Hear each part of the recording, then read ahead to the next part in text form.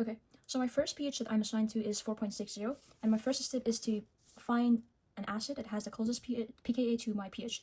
And I found that acetic acid, among all these other acids, has the closest pKa to my pH, which is 4.74. So I'm going to use this acid in this buffer. And so this will be my first solution, which is an acid that I'm going to use in my buffer challenge.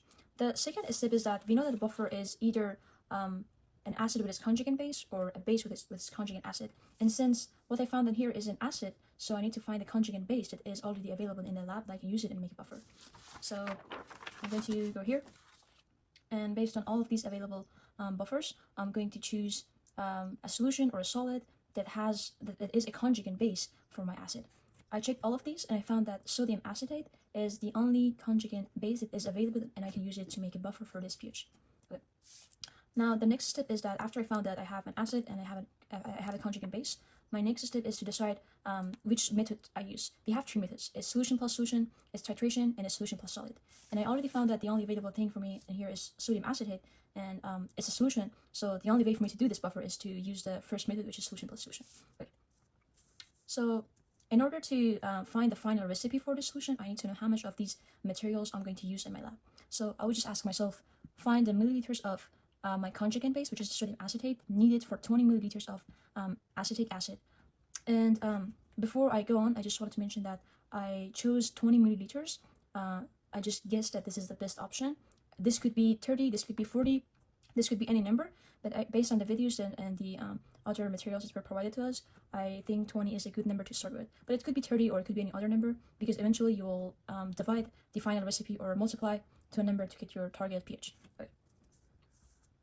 So the first step for me to find the milliliters of sodium acetate is to find the ratio, because without the ratio, I don't know how much of these solutions I need to collect to start my buffer challenge. The formula for the ratio is ratio of the base over ratio of the acid, and it's equal to the 10 to the pH minus pKa. This pH is my target pH, which is 4.60, and this pKa is the pKa of my acid, which is acetic acid. And as we know, pKa is equal to the negative log of Ka, and I found the Ka based on this chart. Acetic acid, it's Ka, and I plugged in that number into this equation, and I found that the pKa is 4.74 for acetic acid. So I wrote it here, and eventually the ratio of base over acid for me is 0.72 moles of base over 1 moles of acid. Okay, now the next step is that now I found how many moles, I found the ratio, but I still don't know how many milliliters of these solutions I would need. So I would ask the same question for myself, but at this time I have a ratio and I can use it in my answer. Okay, so I write the 20 milliliters of acid, I change this to liters, and I use the molarity of the acid, which was already given to me, and it's 0.10 moles, molarity. And I use that, and I wrote it as 0.10 moles of acid, or 1 liter. And again, I changed the moles of acid to moles of base based on this ratio that I previously found it. And I changed this to liters. And again, I used its own molarity to find the milliliter of the sodium acetate needed. Okay. Eventually, I found that for 20 milliliters of acid, I need 14.4 milliliters of base to make a buffer.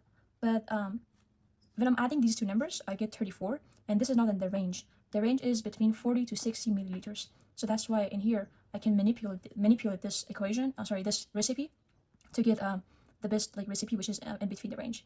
And I found that when I'm multiplying this recipe by 1/2, I get 21.7 milliliter of base and 30 milliliters of acid. And when I'm adding them, I get 51 milliliters, which is in the range. So this is a good recipe for this pH. Okay, so my final recipe is 21.7 milliliters of sodium acetate plus 30 milliliters of acetic acid. And this gives me my final, the target pH. And also, if you want to check if your final recipe is accurate, you can use the Henderson formula. It's just the pH equals pKa plus log of moles of your base or the moles of acid. And I plugged these numbers here, and eventually I got 4.6, which was my target pH. So this is for the first pH. The second assigned pH is 7.50. And again, I'm going to use this sheet to find the closest pKa. I found that dihydrogen phosphate ion has the closest pKa, which is 7.20. So I'm going to use this acid in my buffer. And then the second step is that, again, remember that the buffer is an acid with its conjugate base, or a base with its conjugate acid. So since I already found the acid, so I'm going to go and look for a conjugate base. So I'm looking through all of these, and I found that for me the conjugate base is sodium hydrogen phosphate, and I'm going to use this as my conjugate base. And also remember that we don't have hydrogen phosphate in its pure form, but I have it in here as sodium dihydrogen phosphate monohydrate. So this sheet has all the available buffers, so I'm limited to choose between these. I cannot go and find the pure acid, but I don't have it. So I can find this. This is not going to change any. This is not going to change my final recipe. It might only change the molar mass, and I'm like calculating how many grams of acid I'm using. So just keep in mind to find your acid based on all the available materials. Okay. So the second step is that after I found my acid and its conjugate base, which is they are solid in a solution. So I'm going to use the second method, which is a solid plus a solution, and I'm going to use that to eventually find my final recipe. Now I'm going to ask myself, find the grams of acid needed for 50 milliliters of my conjugate base. In order to do this, again, I'm going to use the formula for ratio to find the ratio and then calculate the grams of acid. I found the ratio. The formula for the ratio is base or acid is equal to 10 to the pH minus pKa.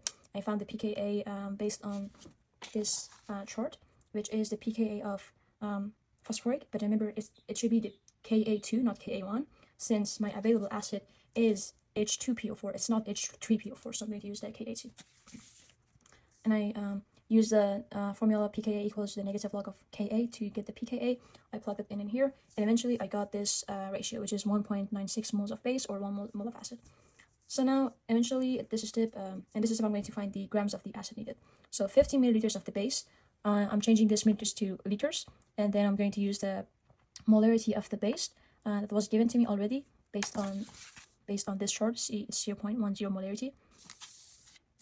I plug that in. I use my ratio to go from moles of base to moles of acid, and at this time I will get the moles of acid, and my job is to find the grams of acid. So I'm going to use the molar mass of the acid to go from moles to grams.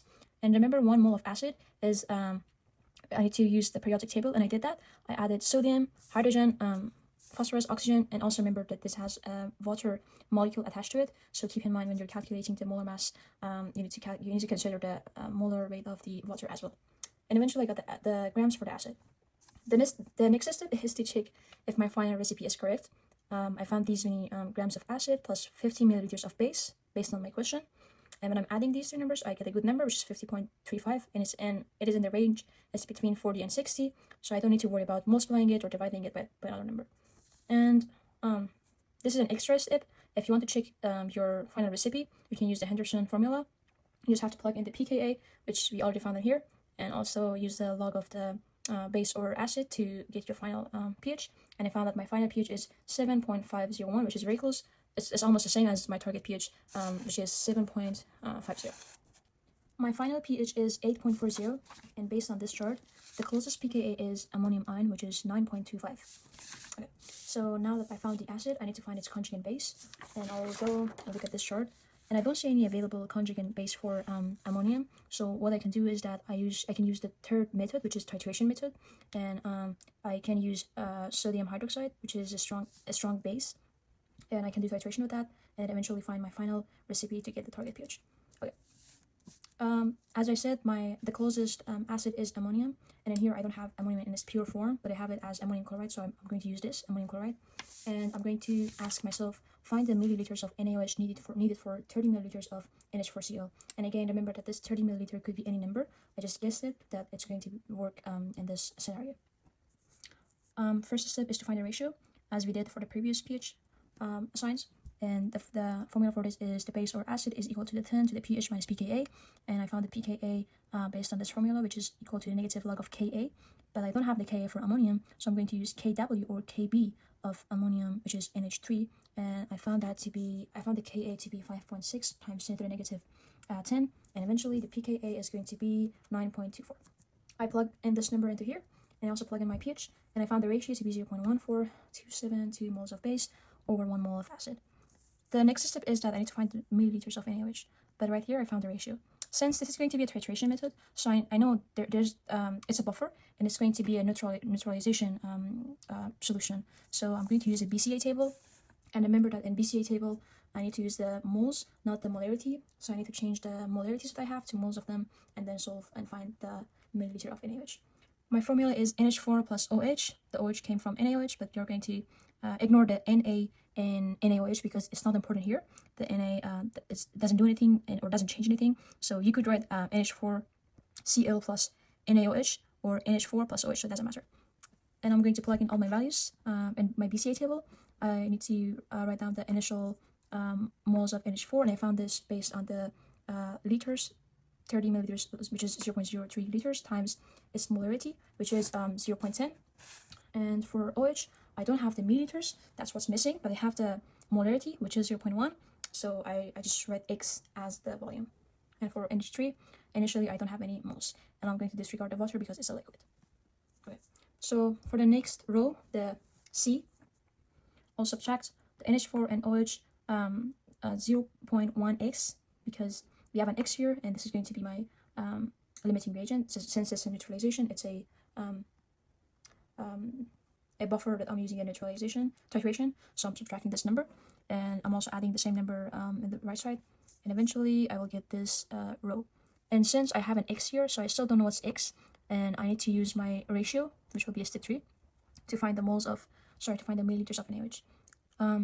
Moles of base or moles of acid is equal to this. This is the ratio, and I'll make that equal to the right side or the left side, which is not the right side or the left side, but actually the moles of base or the moles of acid, which is 0.1x over this number. And I'm going to solve for x, and eventually I solved for x, and I found that to be 3.68 milliliters. My last step is to check my final recipe. I found the x, and that's 3.6 milliliters NaOH and 30 milliliters of H4Cl. Then I'm adding them. It's not in the range, so I would like to multiply this recipe to 1/2 to give a good range, a good number that will be in the range. And I got 5.5 milliliters plus 45 milliliters, and eventually I got like 50, which is in the range.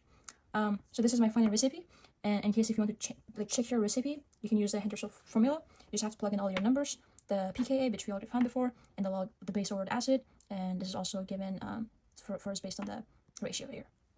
And I got my final pH, which is 8.39.